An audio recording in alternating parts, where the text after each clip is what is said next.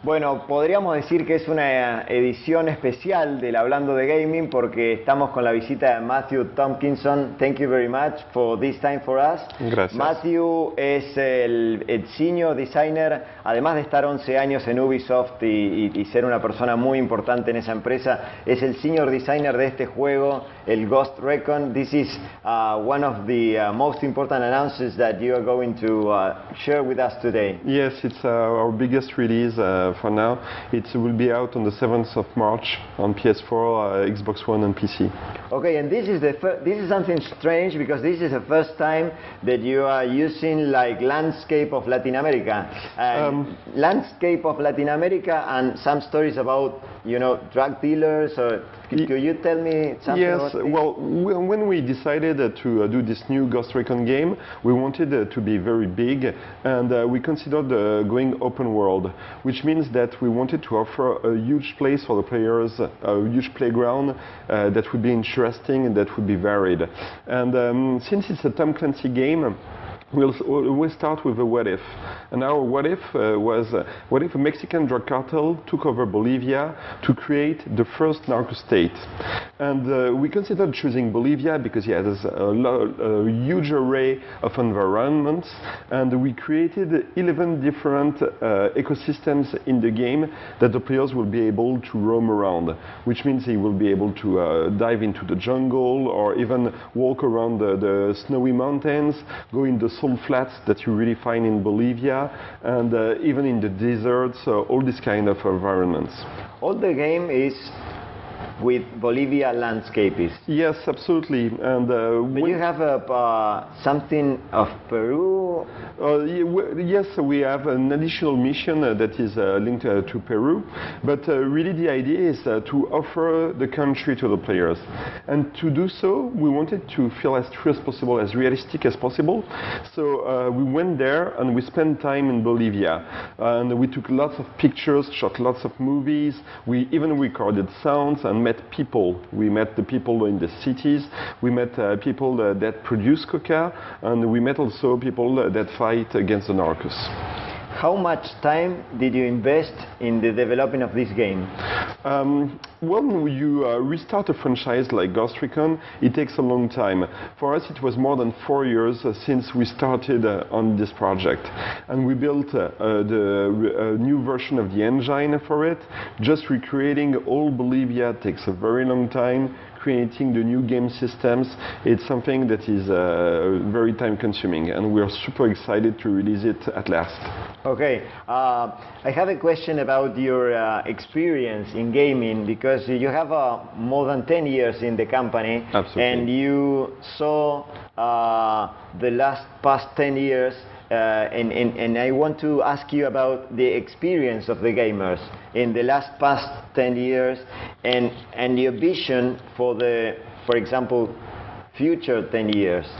Well, when I started 10 years ago, it was very different because actually I started on the Ghost Recon version that was on Xbox and PS3. And at the time when you release games, like it was finished as soon as you put everything on the disc, there weren't any title updates that you do on them. And now, in terms of technology, it has changed so much. It's only because we have this technology that we are able to display such distance in Bolivia. For example, when you're on the top of a mountain, you can see all of a valley, and you can see a mountain there. You can jump into an helicopter, fly there, and see another part of the world, and that's something that wasn't possible 10 years ago. Also, in terms of AI, we can do much more. We can have all camps with sometimes maybe 80 enemies that all react realistically, and it's something that wasn't possible at the moment. So as I see it right now, it was only now that we could really realize our dream with Ghost Recon. And if I had to picture what we would do in 10 years, I imagine that we'll have even more realistic, even more responsive worlds where all the laws of physics will be represented, where you will really feel like you're there there. What we see currently is that the PC is really becoming a third platform as important as the Xbox One and the PS4 on the market. And I guess it's already very important in Argentina, but even in Europe or in the US, there is more and more players that want to play on PC. And they tend to be very demanding, like they ask that we really tweak the performances so that it really fits different platforms. They want also to be able to tweak the UI. They want also very good controls. So for us, it's really one of our focus, making sure that the game works perfectly well on PC and that really fits with the expectation of the PC. And obviously, I believe that's one of the main reasons for pushing the boundaries on PC. Well, in Argentina, we have this, social and economy situation, and a lot of people is gaming on PC because they don't have much money to, buy consoles. Anyway, you are going to announce one of your most well-known games, the Just Dance. We are going to announce this year on PC platform also. Yes, the last Just Dance game was released on PC. We really, for Just Dance, we really believe that it should be accessible to everyone, and not only people that play on consoles. So that was also part of the strategy for the team. And the focus of the company will continue being on cross platforms? Yeah, as much as possible, we are focusing a lot on PC. And we're also seeing interesting things happening on the PC scene. The fact that it's even more easier to stream on Twitch, for example, to watch other players play. There's a really strong community that is really dedicated, and that will still be a priority for us. Okay, gaming is a very huge, business. It's almost 3 times the, for example, film business. So, which is the suggestion that you can share with our readers about focus on gaming and focus on games to develop their business in hardware, for example? What I would say is that I think that people today really want to be active. They want to have a feeling of agency, and video games provide that like no other media do, because here it's less about telling you a story, it's you living the story, or even you writing the story while you play the games.